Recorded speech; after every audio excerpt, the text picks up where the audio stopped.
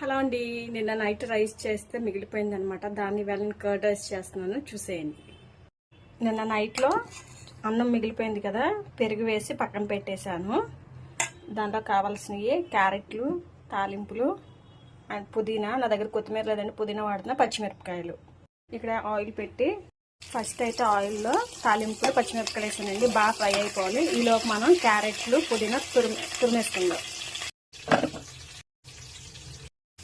క్యారెట్లు, పుదీనా వేసి ఫ్రై చేస్తానండి. ఇంకా లాస్ట్ వన్ వచ్చి సాల్ట్ సరిపడా వేసుకోండి. నేను తక్కువే వేస్తున్నాను. ఇవి ఎక్కువగా ఫ్రై అవనవ్వకూడదు. ఇంకా రైస్ వేద్దాం. వేసి కలిపేసుకోవడం. మీకు పెరుగు కావాలంటే చక్కగా పెరుగు కలుపుకోవచ్చు. స్టవ్ అయితే ఆఫ్ చేసేయాలండి, లేకపోతే విరిగిపోద్ది. చక్కగా మిక్స్ చేసేసుకొని మనం సర్వ్ చేసేసుకోవడమే, అంతే. గ్యాస్ పొయ్యి అయితే ఆపేయాలన్నమాట.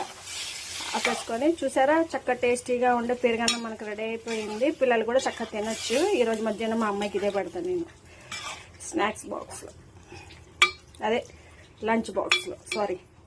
ఇంకా కావాలంటే మీరు పెరుగు వేసుకోవచ్చు. ఇంకా మీకు ఏమేమి కావాలో అన్నీ వేసుకోవచ్చు అండి. జీడిపప్పులు అవి కూడా వేసుకుంటే చాలా బాగుంటుంది. సాల్ట్ అయితే చెక్ చేసుకోండి, ఓకేనా.